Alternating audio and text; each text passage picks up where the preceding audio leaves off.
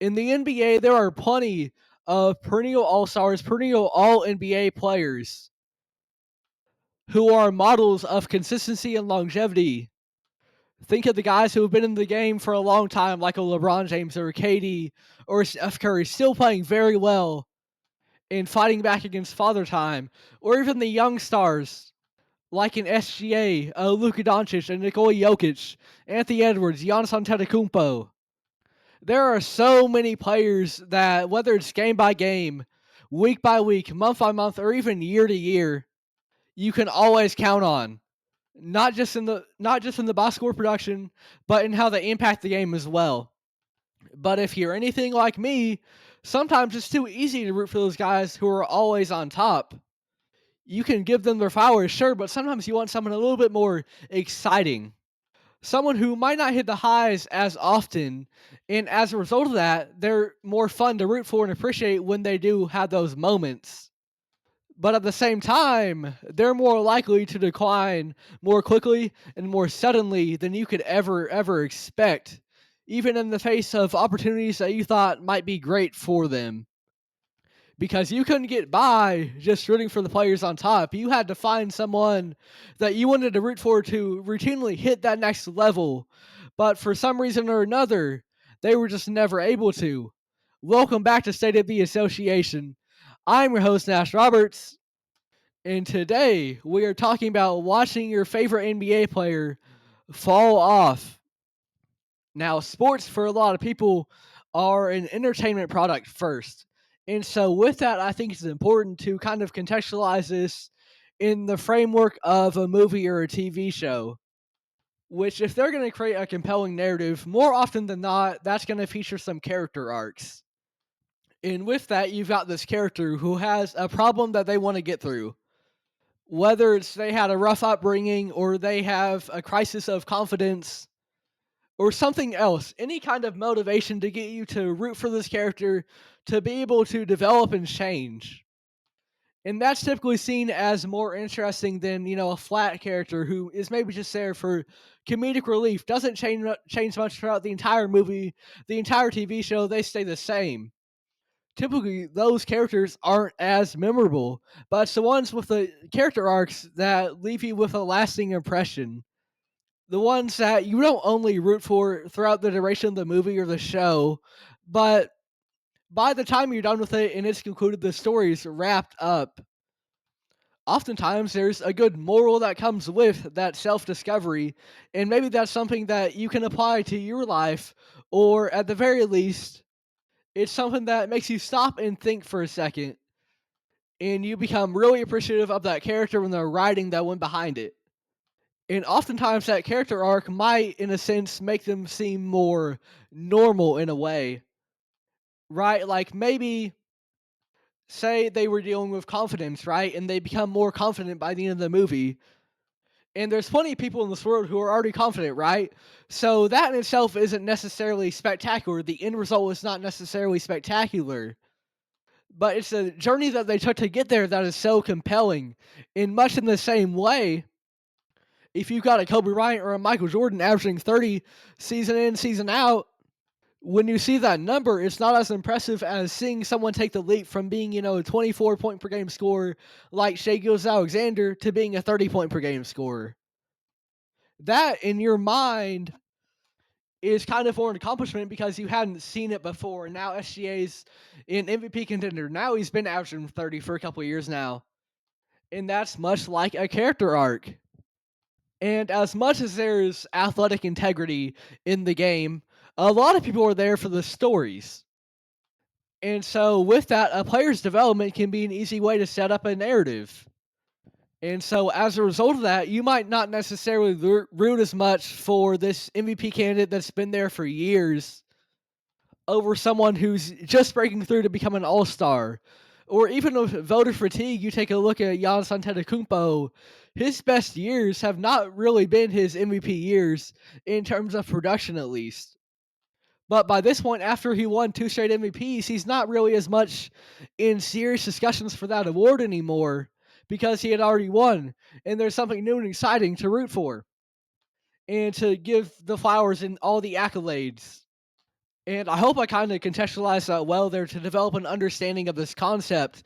It's not necessarily the destination of an all NBA player that is so special, but oftentimes it can be about the journey to get there. But sometimes that player doesn't necessarily get as far as you expect them to, as far as they might be projected to at some point in their career. Enter my example, and one of my favorite players in the entire NBA that I've just been kind of in shock by the season that he's had. Enter D'Angelo Russell. This is someone who came into the NBA as the number 2 overall pick in the 2015 NBA draft, and he joins a historic franchise in one of, if not the biggest market in the entirety of the league. He's got a lot of eyes on him. He's joining the Los Angeles Lakers in the final year of Kobe Bryant as well. So all eyes are on D'Angelo Russell to perform immediately. And his rookie year, he has a pretty solid campaign, especially for a point guard, because this is, in my opinion, the hardest position to develop and make an immediate impact from making the jump. In terms of a transition from college to the NBA, in my opinion, there's not a harder position to do so, because as a point guard, you're required to have a lot of on-ball duties. And in the modern NBA, you don't just have to facilitate for others, but you've got to be able to score for yourself and hold your own weight there as well. And during his first tenure in LA, D'Lo has a couple fun moments. But overall, there is, of course, the incident with Nick Young that ultimately ends in him not rejoining with the Lakers after 2 years. And he goes to Brooklyn, and in his 4th year in the NBA, he becomes an all-star, and he leads a team that didn't really have any star players, but was just great with their team chemistry. And D'Lo was the leader of that team, and he leads them to the playoffs with an all-star campaign, averaging 21 points a night and 7 assists. And this is, in a lot of people's eyes, the peak and the prime of D'Angelo Russell, the best that you're going to get out of the D'Lo experience. And in a way, up to this point, this was a little bit of a mini character arc for him. You go from the number 2 overall pick to leaving the team that drafted you after 2 years on a little bit of a burnt bridge and a little bit of questions about your locker room fit, whether that's fair or not. And then you join a new team, and a couple years later, you're an all-star. And relative to the rest of his career, D'Angelo Russell is on top right now. And then the year after that is, in my opinion, or at least the first half of the year, the best that we've ever seen of D'Angelo Russell. So the Nets, they decide they're going to move off of him. They want Kevin Durant and Kyrie Irving, and perhaps rightfully so. Their idea in mind was to not be the little brother to the Knicks anymore, but solidify themselves as their own franchise and bring in these 2 stars and hopefully win some championships. And so with that, D'Angelo Russell ends up over in Golden State, who are dealing with some injuries to both Klay Thompson and Steph Curry. And in their absence, he has his best statistical season yet, averaging 23 points a night as well as 6 assists. But much like the Brooklyn Nets, Golden State, of course, decides that they want to stick with what they have. Or not necessarily what they have, but they want to stick with the big star over D'Angelo. They want to stick with Steph Curry and Klay Thompson, much like the Nets wanted to go in a different direction with KD and Kyrie Irving. And so he gets traded midseason to the Timberwolves. And in this second half of the year, this would be the last time in his career up to this point that D'Angelo Russell averages over 20 points a night. Because come the next NBA draft, the Timberwolves draft Anthony Edwards. And so in his rookie year, a little bit of D'Lo's usage goes down in favor of the development of Ant. But he's still largely the second option behind Cat. And then in year 2 with Anthony Edwards, this is when D'Angelo Russell becomes definitively the third option on this team. And ultimately, he doesn't fit that role very well because of his skill set. He is a great offensive engine. And much like we saw in Brooklyn or even in Golden State, when he's your leading man, that can go pretty well, whether it's individually like it did with the Warriors or even in terms of team success like it did with the Nets. Because as your main offensive focal point, he's not necessarily asked to do too much on the defensive end, and he's limited defensively. but you're able to mask that because of what he's doing for you as the focal point and the number one option on your offense. But when he becomes a little bit more of a supporting player, it's more difficult for him to be highly impactful because now he's got the ball in his hands less. So to make more impact, he's got to be a little bit better of a defender, and he just never truly got to that point. And especially come playoff time, right? If D'Angelo Russell would have an inefficient game, if he was a good defender, he would be able to make up for that. But in being both inefficient in the playoffs at times, as well as being a negative defender, whenever the Timberwolves would make the playoffs, it wasn't a good look for him. And then a couple years later, he ends up going to the Los Angeles Lakers. And his first year there, he gets traded mid-season, and the Lakers have a big turnaround, led by him and some new acquisitions like Vando and Rui Hachimura. And he's a big part of the reason why the Lakers make the playoffs. But once they get there, once again, he kind of struggles in the playoffs. He's the third option once again behind AD and LeBron. And that trend continues for a couple years. He's a solid regular season player, but come playoff time, he kind of struggles. And in my mind at this point, I kind of have this conception that, especially now, D'Angelo Russell is 28 years old. In a couple days, he'll be 29. This is when most players hit their prime, when they are at the peak of their athletic ability. And so while a lot of people consider the prime of D'Lo to be his first in Brooklyn, and in my opinion at this point, I believe it to be his tenure at Golden State, that was still when he was a really young player and still developing ultimately. And now that he's had time to refine his game to be a third option and maybe develop some supporting skills to a little bit better of an extent than he did early on, in my mind, if he gets the opportunity again to be a focal point of an offense, to kind of be given the keys to a team, I think he could have done very well. And then we enter this season, he gets off to a very slow start for Los Angeles. And typically in years past, this is not something that was out of the ordinary for D'Angelo Russell. I'm not worried if after 5 games he's averaging 11 points. He's done it in the past. Then come February, he's averaging 23 over in Minnesota. And it rounds out to being, the average D'Lo 19-7 season. But it never really did get better for D'Lo. And ultimately, he gets shipped off from the Lakers to the Nets for the second time in his career. And I'm kind of looking at the glass half full at this point. I think, okay, the Nets are a team that, in my opinion, with the amount of quality role players that they have and the at times inconsistency from Cam Thomas, they could use a good shot creating point guard, whether it's creating shots for himself or for others. And D'Lo can do that well. And you put him in a position where he's a top 2 scoring option. And guess what? His defense doesn't matter as much at this point. It's not as much as a liability because you have the role players around him and because of what he might be able to give you on offense. But to this point, he's playing the lowest minutes per game of his entire career with the Nets this season. In this year combined with LA and the Nets, he's averaging the lowest points he ever has since his rookie year. And even his playmaking is not where you would expect it to be. His assists per game are down as well. And that's where we are with D'Angelo Russell currently. Someone who is at what should be their physical prime, and we're on a team where they should have quite a bit of responsibility, quite a bit of opportunity to show themselves in be the best version of D'Angelo Russell that D'Angelo Russell can be. However, things have not turned out that way this season. In the character arc of D'Angelo Russell has kind of taken a shift from give him an opportunity to he had the opportunity and he didn't take his ball and run with it. If we are kind of sticking with the entertainment analogy for watching your favorite player decline, think of The Walking Dead.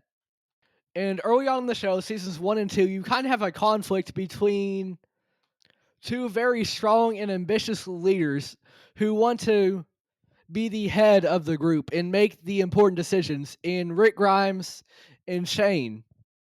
And season 2, either episode 11 or 12, it kind of all comes to a head. They've had their scuffles in the past, but Shane lays out a little trap, a little plan. He's going to not be second fiddle to Rick. They've had their conflict over kind of if they want to keep this survivor and hold him captive So that way he doesn't run free and tell his group of where they are and their whereabouts, and they might have ill intentions, or if they should let him free and give him the chance and trust him. And Shane doesn't want to trust him, but Rick does, and that's a major point of contention between the two.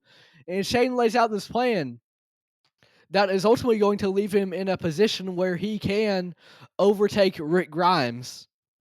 But ultimately, that winds up being Shane's final episode, and he was never able to truly be the number one option that he wanted to be. And a lot of people following this kind of speculated and have made what if and had their own theories about what would happen if Shane was able to be the leader of this group. But come the first episode, Rick was lost from the group, and with that, Shane was kind of the de facto leader. And much like Brooke and D'Lo, he got a chance to be the number one option. And then Rick comes into town, and KD, Kyrie, Curry, and Clay, LeBron and AD coming into town, and Cat, and now Shane and D'Lo don't get to be the number one option. They have to be in a little bit more of a supporting role, and their skill sets aren't necessarily in line with that. Shane is a very aggressive, in a way, outgoing kind of leader, and that doesn't lend itself well to being second fiddle. D'Angelo Russell is a poor defender, and with that kind of harms his abilities as a supporting player. But Shane made a crucial mistake and never got the chance to be the number one option again. But D'Angelo Russell kind of has that chance. He gets to have what Shane never had, and that's a redemption arc. And in kind of watching the way that things have gone down for D'Lo, I'm hoping for that. I would love to see him be a second-time All-Star. And a large part of it, I think, does come down to confidence. When you are the third option for so long, it can kind of feel like, what am I doing wrong in a way? Because every NBA player, to even make it there, you have to have an extreme level of confidence. But as time goes on and you become a veteran, and sometimes you just can't always put things together, that can weigh on you. And then given the opportunity again, like D'Angelo Russell has, there can kind of be a question mark about, hey, do I still have what it takes? Do I still have what it takes to bring out the old Brooklyn D'Lo or the old Golden State D'Lo when I was the number one option, averaging 23 points a night? Do I still have that in me? And if he's able to get the confidence back, I think he could very well be an All-Star once again. Is he going to be one every year? Is he going to be an All-NBA player? Is he going to be someone you can win a championship around? Absolutely not. But I would absolutely be the first one in line for a D'Angelo Russell redemption story. And that's kind of the resistance of watching your favorite player fall off in a way, where you think that they still have it and they just need to do a little bit something more to be able to catapult themselves to the next level. And to finish their character arc, Brooklyn D'Lo, the first time around, you want to believe was not the peak, right? You want to believe that he can continue to get better as he ages, as he reaches his physical prime. You want the character arc to continue. You don't want it to be on a downward trajectory like Shane. And there's a little bit of pushback. You don't want to ask the question, well, if he doesn't become an all-star, you want to have it in your mind set that he is going to be an all-star once again someday with this new opportunity. But sometimes when that resistance you run out of options, and sometimes you have to fall into acceptance and become okay with the fact that maybe D'Angelo Russell is not going to be a two-time All-Star. Maybe he did hit the peak of his career already, and he's never going to get back to that same level. Either he's going to leave the Nets and go to a contending team and be a secondary option once again, or he's not going to make the most of his opportunity. He might be a little bit inefficient and just not be the same player with the same confidence that he once was. And I think that's ultimately the healthiest point to be at. The most exciting point of the character arc of D'Angelo Russell was when he went from that adversity early on. Is he a good locker room guy, someone his teammates can trust, to being an all-star with a Brooklyn Nets team with amazing chemistry in that super impressive Golden State year where he topped his career high in points. And even the excitement early on in Minnesota. But we're past that now, and sometimes acceptance is the best way to stop and take time to just reflect and be appreciative of what you've been able to witness.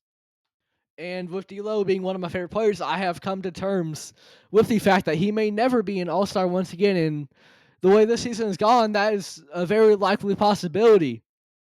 However, on the entertainment aspect, there is very much an appreciation and just a memorability factor when it comes to our favorite players and our favorite characters. Even when they're on the decline, they may never be the player that they once were. They may never finish the character arc the way that you would believe that they might. There's so many fun memories. My first Timberwolves jersey as a Minnesota fan was a D'Angelo Russell one.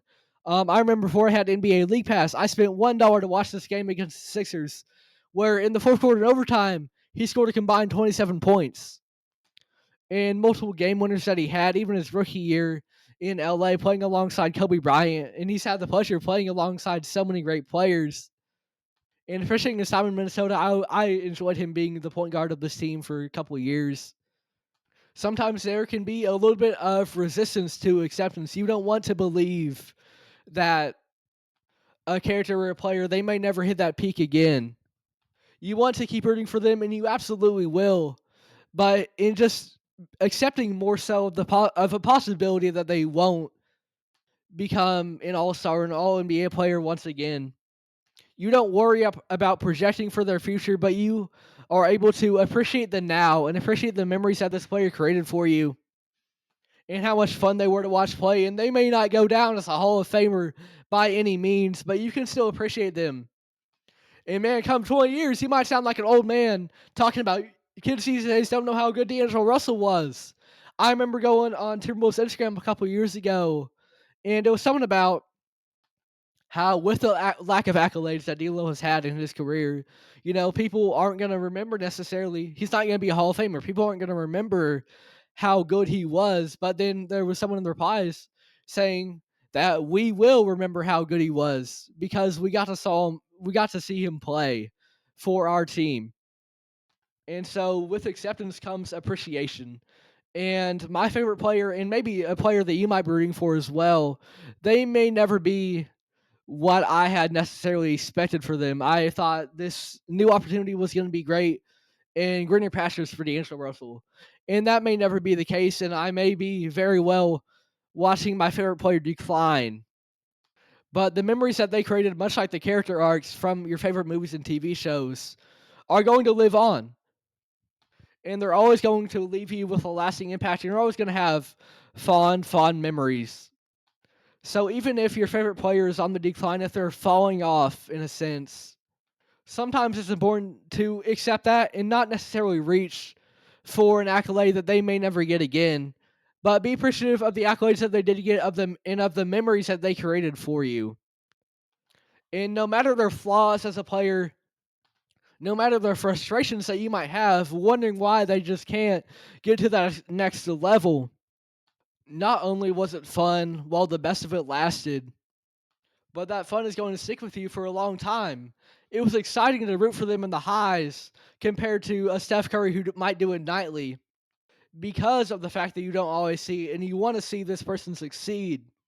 And so allowing yourself to take a step back and reflect and just appreciate players who might get lost with time among the general public, but players that you really enjoyed watching and the ones that you will go down remembering, those are the best ones.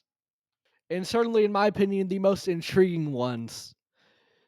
Because most of all, even if they couldn't always do it, even if they couldn't do it consistently, their best moments and your favorite moments from them are always going to stick with you. And I think that's amazing. And that was all for today's episode of State of the Association. I'm your host, Nash Roberts. Thank you very, very much for listening. This was actually my second time going over this. Earlier this morning, I recorded this once before, and I never script anything. I'm a little bit robotic reading off a script. I don't like it. I stutter a lot as well. So it's always free flowing. And with that, sometimes I don't love the way it comes out, and I hated the way that this came out the first time around. So I decided to go back into it with kind of the concepts in my mind already. And I think it came out a lot better this time. Is it some masterpiece? No. But I really hope you enjoyed it. Thank you for listening if you made it all the way through. This has been State of the Association. I'm your host, Nash Roberts.